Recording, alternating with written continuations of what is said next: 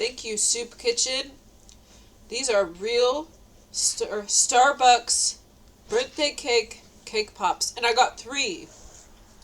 Back when my father would get me a coffee, a sandwich, and a dessert once a week. And I really looked forward to this. This was one of the highlights of my life. I was only allowed to have 1 cake pop, but the Soup Kitchen has gifted me 3. This is amazing. They weren't out right away. And then, like, shortly before it was time to go, I went up and then this was sitting there. It was just sealed with 3 cake pops. Amazing. And I had a big turkey dinner to go, which was really delicious turkey, home cooked in like a gigantic crock pot with mashed potatoes, gravy. I got rolls, this bread that was really delicious. It was like darker and it was round in like a pie pan. I don't know what kind of bread this was, but it was delicious. And they had little homemade holiday cookies. There were peaches. Now, unfortunately, I did not get the, I think there was green beans or something, but there was ham in that, and then they also had more separate ham, so I didn't get that. But what they did have was so delicious. Really delicious. Uh-oh. Oh my gosh. Sorry, guys. I had to share with you the wonderful blessing that was. Like, God knows that I like cake pops.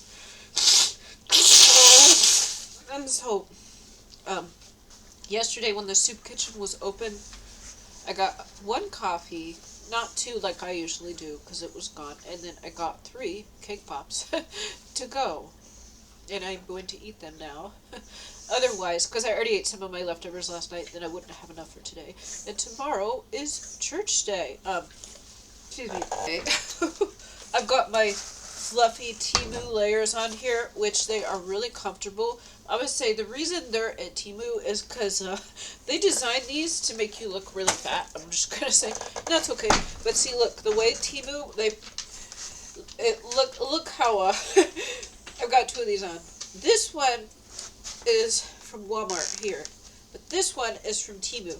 And they put these pockets right here, so it makes it look like you have a big fat stomach, and that's why they're on Temu, because they're really comfortable. They just design them in a way that is not flattering, but that's okay.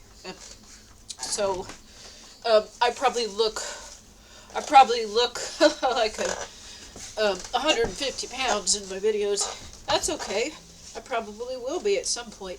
Now, let's see here.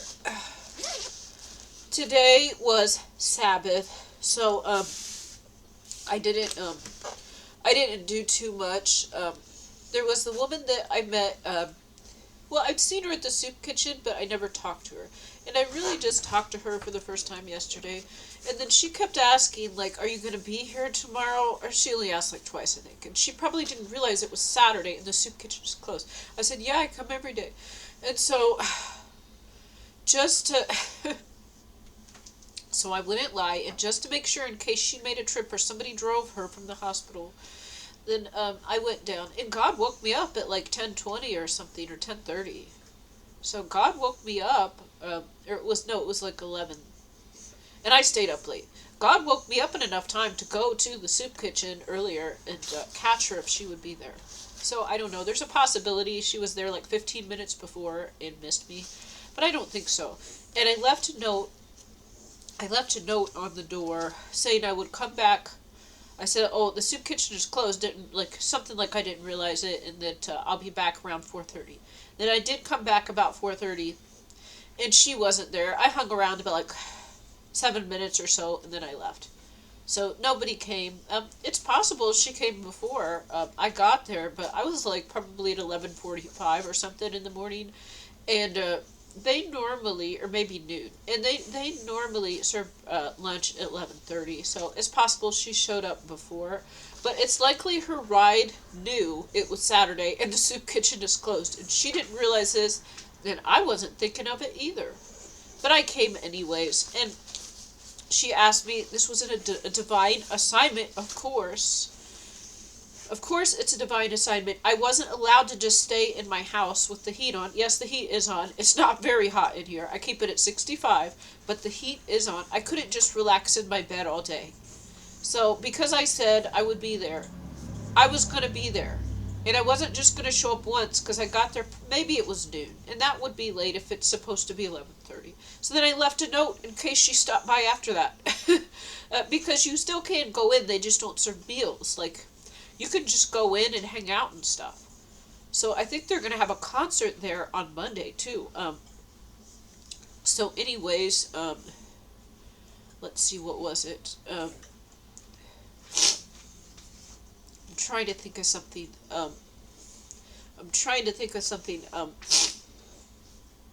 So I left a note. I just wrote something on like a sticky note that I already had. Something like free sticky notes I got at the fair because they're for political ads.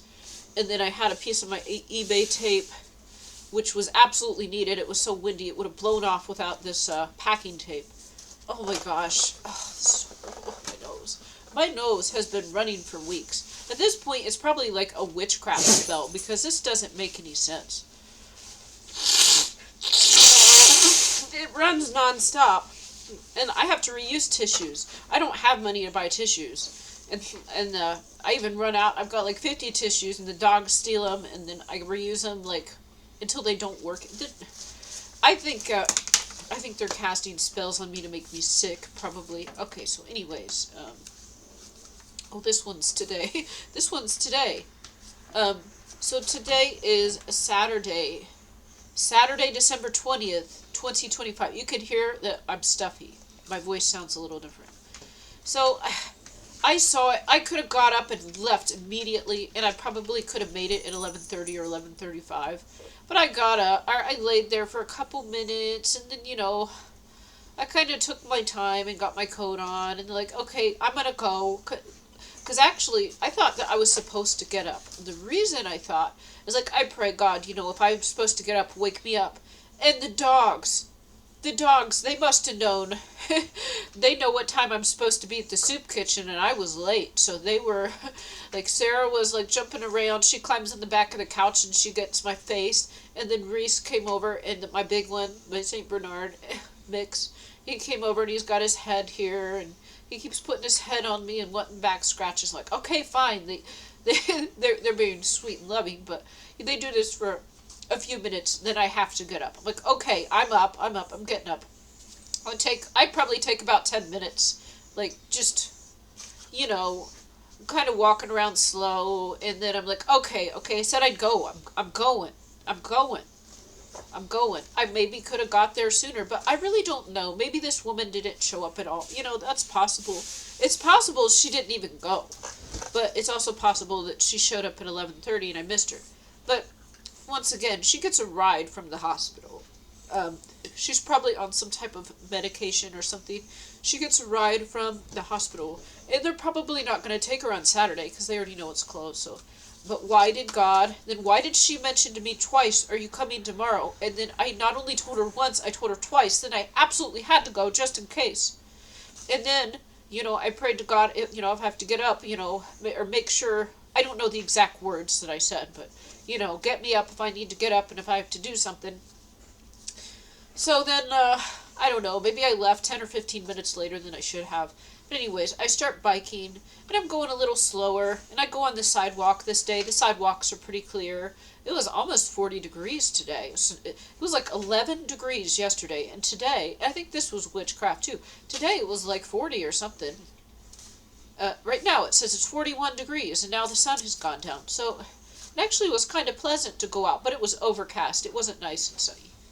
And then I start biking, and then there's a half mile that I have to bike uphill. Now, it's not a severe incline, but, I get worn out from this. And I don't enjoy going up the hill. I really don't. I could go really fast if I wasn't going up the hill, so I can't go as fast. I'm completely, worn out by the time I go a half mile up this hill. Yes, I am in my 40s. In many ways, I feel just the same as I did when I was 13 or 10 even. I feel like it's still me, and I'm not in awful shape. But, you know, there was a time period where I was an athlete and I was working out like 3 hours a day, like really strong. I am not that. I am not that now. I had children, then I was like basically overseeing them at home and sitting down most of the time, and then I did some physical activity, moving and doing stuff like that. But, you know, I'm not like playing sports now, you know. I was supposed to be ready for retirement, so biking a half mile up the hill is not fun. I get towards the top of this hill, and then I look. And I look at a car that's parked, and it's kind of angled towards me. It's like in somebody's yard. And then I see the license plate was said 7377. I did not look at any other license plates. I did not look at anything else. My eyes went to this and noticed this and looked at this. So it was the only license plate I looked at, and it said 7377 very clearly, like pointed at me. And then as I was going up the hill, as I was going up for the hill for dinner, or I said I'd come back, like it's closed. But I left a note saying I'd be back around 4:30. And then as I was going up that same hill on my road, I looked at my watch. It was 4:17:25. 4:17:25. So it had 2 plus 5 is 7, and it had a 17. And what is it if I add up all these numbers? 7, 14, 15, 16, 17, 18, 19. 19 is a significant number to me. It actually is. And I don't know if, yeah. But it had a 17 and a 7 right when I looked at my watch. And I did not look at my watch. I hardly looked at it this time because I wasn't going to get a meal, and a lot of times I'm concerned about being late. This time I was just figured she probably wouldn't be there, and I'll just kind of head down to the soup kitchen just in case she shows up. So I wasn't really that concerned with time. And I only glanced at my watch, like this is the first time I was almost up all the hill, and maybe I looked at it one other time. You know, this is like a 15, 20-minute bike ride or something, depending on how fast I go. And the first time I looked at it, 4:17:25. And then I even think that the milliseconds, if they showed up, no, they don't. Okay, so. Anyways, I think that God got me out there for another reason, and it wasn't to meet with her, which I'm sure will happen at some point. It wasn't for that, it was for something else. So, as I got there, no one was there. I left a note, and then I came back home. And I figured, this is probably what's going to happen. But I said I would be there, and I am not a liar. If someone is not a liar, it's me. I am not a liar. I guess the only thing you might say, like, it's not a lie, but, like, I say, I'm going to make this for dinner. I would do this, like, the last years with my kids or so. When they were about ready to graduate, and they say, I'll have this for dinner. And then later I change my mind, or we have something else, and we're not as hungry, or we feel like something else because I ate something, and then I need a different nutrient. Like, I changed my mind, I'll make this now. So that's not lying, because I meant it. Like, when I said it, I meant I was going to make this for dinner. But then things changed. I ate something else, and then I felt like I wanted different types of food. So that's not lying, because at the moment it was the truth. I just changed my mind about what I wanted to make. So anyways, on my way back, I'm about probably less than a half mile from my house. Because a half mile goes a half mile up the hill to this major light. And so I think it was past that towards my house. And then I see a red truck. And then a man standing next to the red truck so he's like leaning in, or he's talking. There's a man sitting in the truck. There's a man sitting inside the truck. The truck is red. And then there's a man right outside of the truck, and he's wearing red clothes. And he's talking to the man inside the truck, and I think he's reaching in or something. He's looking around him. He's like looking to make sure that nobody is watching him. And then I'm biking, and I look at him, and I bike past. So it looked like he was doing something he didn't want anyone to see. He was doing something he did not want anyone to see. It was a bright red truck, and he had the same red outfit on, like the same red color shirt he was wearing. And maybe the man in the truck was red too. And I know red is the color of the enemy. They do this. It's like blood. I know they do this. Like the day that I went to the family event at the church when they got a restraining order. I was wearing the same outfit as like I asked God to pick my clothes. I'm not psychic. I don't know this. I asked God to pick my clothes. So I was wearing like the same exact outfit as the pastor, except for my shirt was white and his shirt was red. So we each had a black hat on. We each had a black vest, and we each had like the same color pants, and I think probably similar color shoes and everything. Like it was uncanny. I don't know what uncanny means, but but anyways. But then I had a white shirt under my black vest. He had a red shirt under his black vest, and I saw him look at me and do a double take. Like, how the heck does she wear the same thing as me? He probably thought I was spying on him. No, I live 5 miles away. I live 5 miles away. I don't have a cell phone. I don't have a surveillance camera picked out. I asked God to pick my outfit. So God knew what you were going to wear and, like, had me wear the same thing except white instead of red. Anyway, so this man, so I know red is the color of the enemy. Um, we already know that anyway. It's like the red dress, the red carpet. It's supposed to symbolize blood.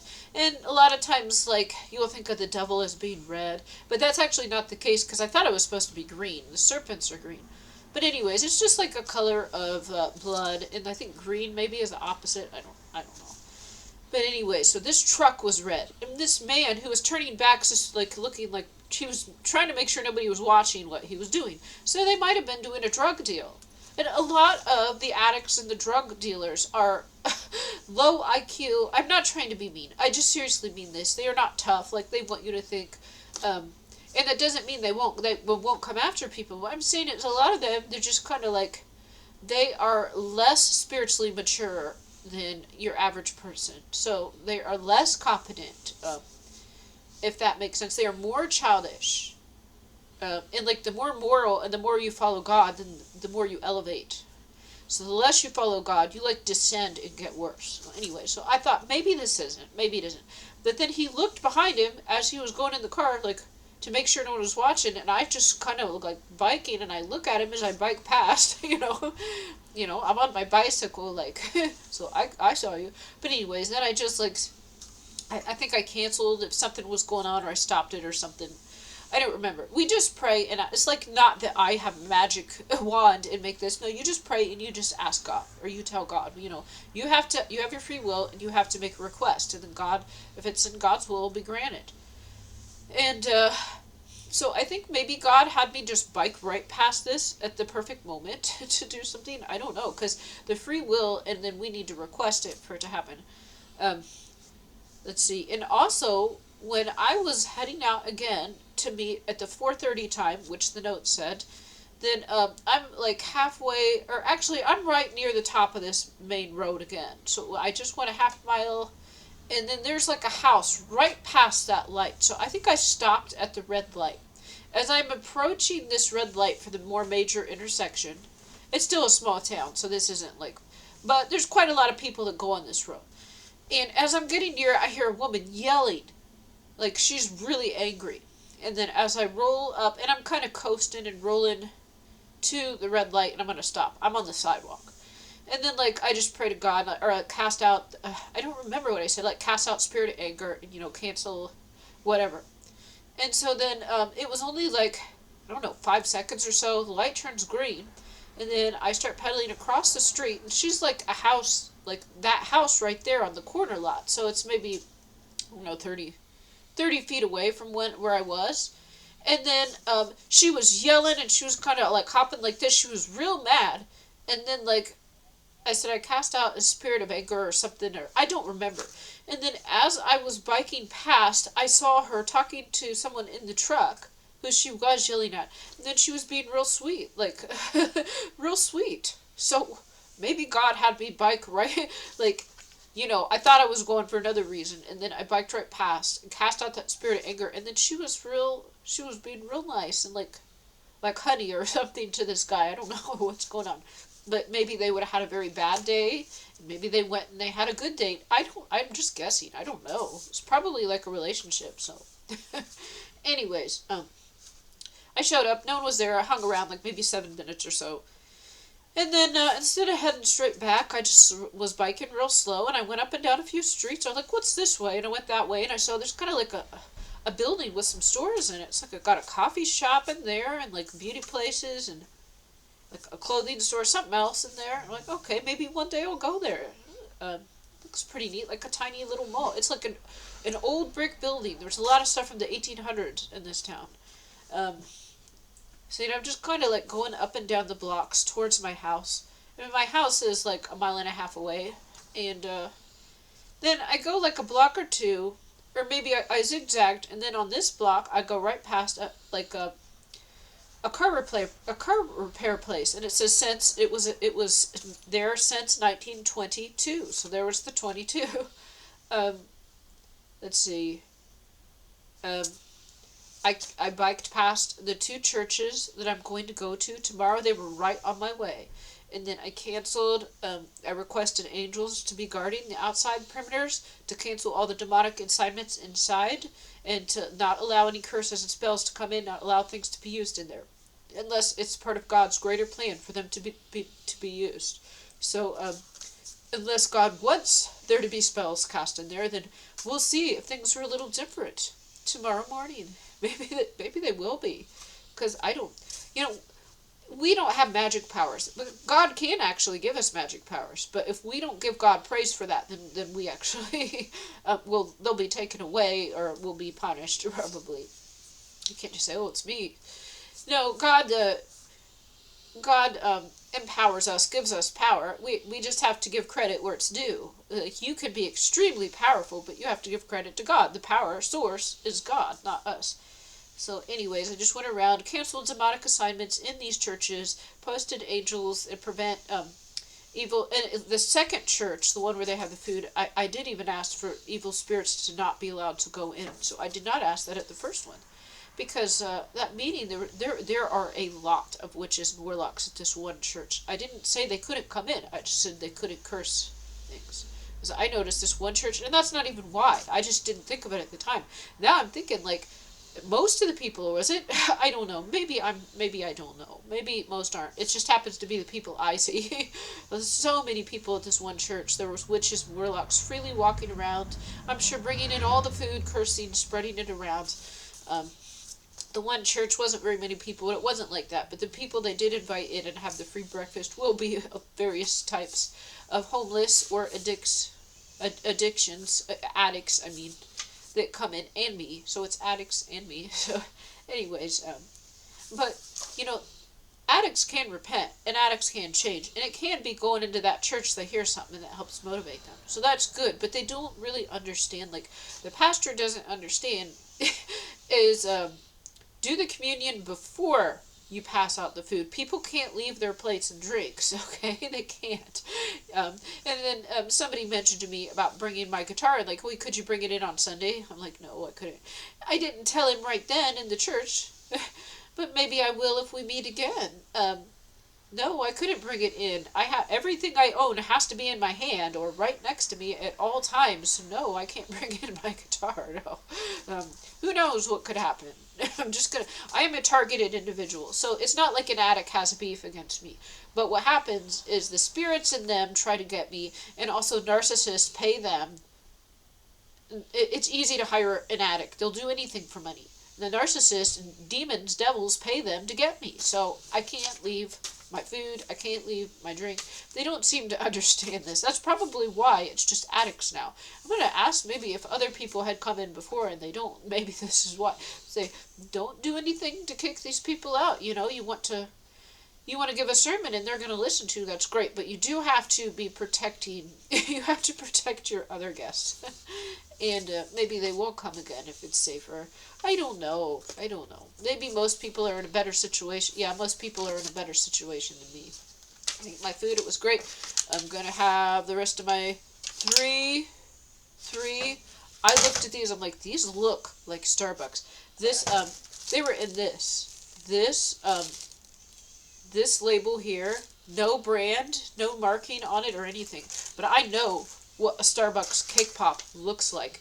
It looks exactly like this. This is birthday cake. And I know what it tastes like.